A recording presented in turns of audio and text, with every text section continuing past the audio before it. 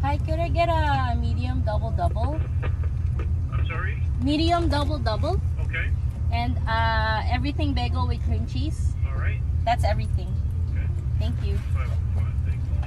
Bibili muna tayo ng kape at pagkain guys kasi medyo nagugutom ako. Kahatid ko lang nung anak ko sa preschool. So, right now it's 9 o'clock. So, 2.5 hours yun. And then, susunduin natin siya ng 11:30. Yung bunso ko na baby is nasa asawa ko naman sa bahay. So, I think this would be a good time to make a video just to introduce myself. And ano ba yung i-expect nyo sa mga gagawin ko mga future videos, vlogs. And I wanna do a quick shout out to Kuya Ferds TV. Dahil minessage niya ako na parang nabuhayin ako loob na ibuhayin ulit tong channel na to kasi sabi niya I think maraming matututunan yung mga bagong dating, yung mga matatagal na dito sa amin, dito sa Canada.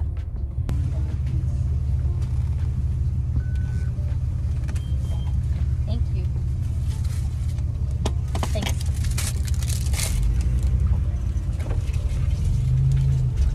So, ang in-order natin is medium double, so which is yung kape na may dalawang creams, dalawang sugar. And then yung bagel, which is yung bilog na nilagyan ng cream cheese. Yung bilog na parang donut, pero hindi siya matamis, tinapay lang siya. Huge shout out to Kuya Ferds TV. He's based in British Columbia. And minessage niya ako, actually kagabi lang, na marami daw natutunan sa mga video na pinublish ko, which is 2 years ago na. Can you imagine? Ang bilis ng panahon. And at inas niya akong bubuhayin ko ba itong channel na to. And you know, napaisip ako. And I think maybe that's a sign na minessage niya ako na ituloy ko to. Sino ba ako? And bakit ba kailangang makinig kayo or mag-subscribe kayo sa akin? Me and my family came here in Canada in February 10 of 2007. So that was 2007 to 2024. So about 16-17 years ago na. And during that time, I was 14 years old nung nag-migrate kami dito sa Canada. And now I'm 31. So yung mga ilalagay ko sa video na to is yung mga natutunan ko over those years, yung mga natututunan ko pa. Higop muna tayo ng kape. Kalagitnaan yun ng school year ng 2007. So dapat ang grade ko talaga pagdating dito is grade 10. Pero ang suggestion ng school is ibalik ako ng isang grade para naman makaka-catch up, para hindi ako mabigla.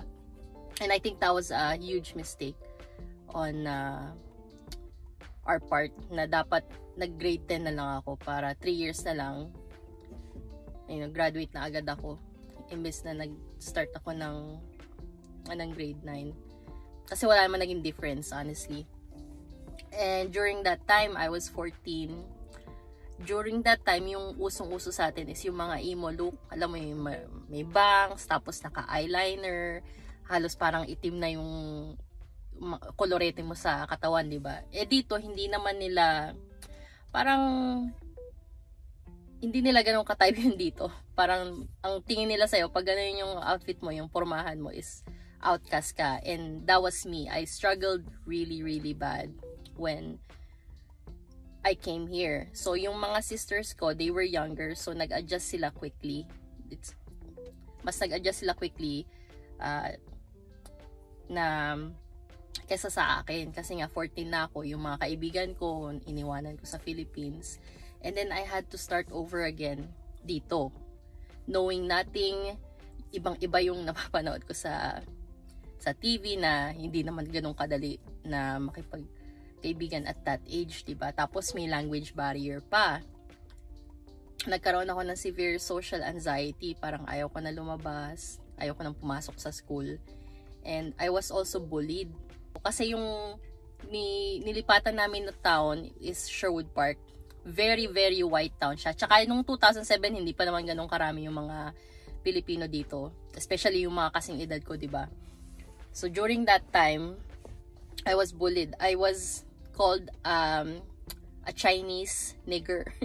Kasi hindi naman ako ganun kaputi, di ba? So,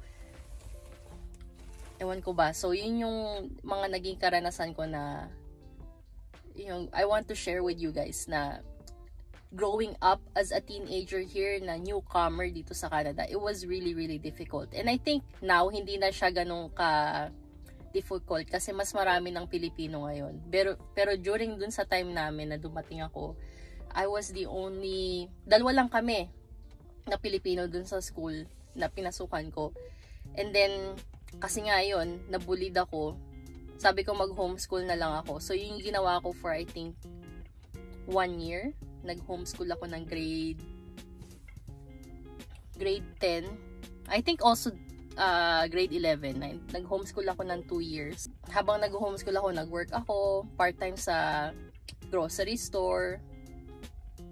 Tapos, kasi yung homeschool dito, puro mga modules lang naman. So, minadali ko yung modules. Tapos, pwede ka ding makakuha ng work experience, work credit, habang nagtatrabaho ka. So, ipapasign mo lang yun sa supervisor mo, ibibigay mo sa school, bibigyan ka nila dun ng credit sa school.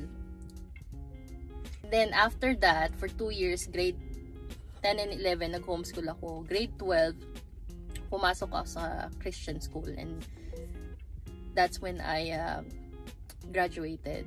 I never really kept any of the people I know there. I never kept them as friends kasi I withdrew very quickly kasi nga yung gawa ng anxiety ko.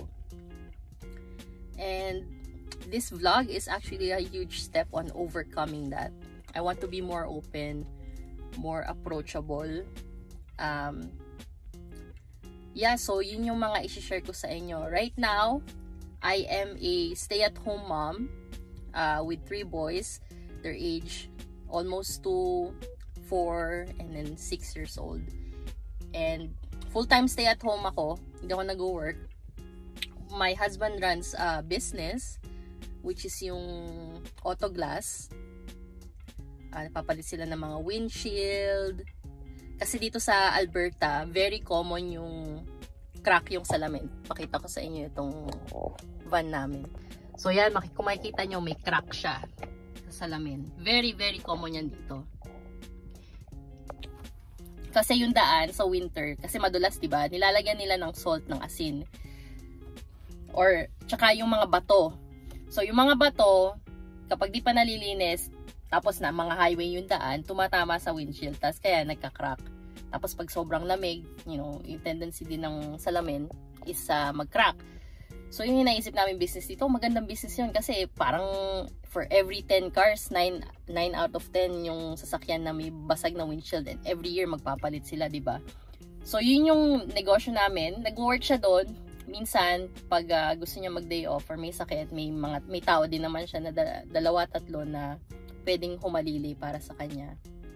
And I also work as a part-time licensed professional in the financial services industry. So, i-share ko yung mga knowledge ko about that, yung mga TFSA, RRSP, kung paano kami nakaipon, makakaipon ka ba dito sa Canada, ano ba yung kailangan mong mindset para pagdating sa financial, personal finance mo, ano ba yung kailangan mong matutunan dito, especially sa mga newcomers. I wish I would have known these knowledge, yung mga ideas back when we were younger. Tsaka kung may mga suggestions kayo na mga topic na gusto nyong malaman, I will try my best to answer those in a video. Kasi ako naubusan ako ng topic. So, nagbabasa ako ng comment na ano ba yung... may nabasa ako actually. Ito. Ilalagay ko dyan sa screen. Ano ba ang makakaipon ka ba sa Canada compared kung nasa Pilipinas ka? Well, for me, I don't know if makakaipon ka sa Pilipinas. Pero dito sa Canada, for sure makakaipon ka. It's not, I don't think na it's where you live. It's how you behave with your money. It's how you behave financially. Kasi ang pag-iipon kasi it's more on emotion, more, you know, napaka-emotional natin sa pera.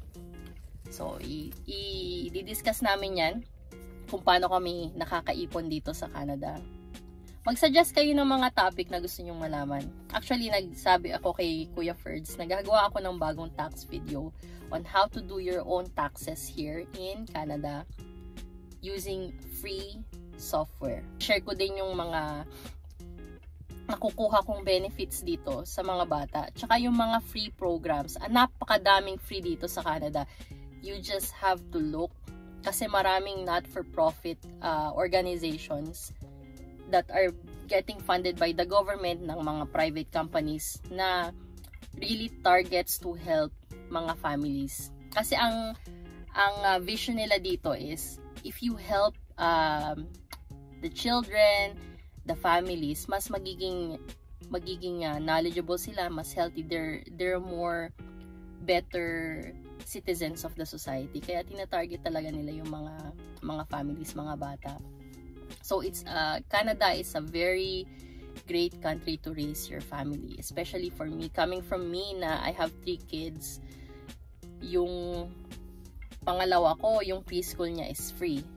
Tapos yung mga gym membership namin, it's free.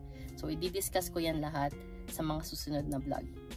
Anyways, if you think you're gonna like what I'm gonna put out, you can hit subscribe, like, and share. Until next time, we'll see you guys.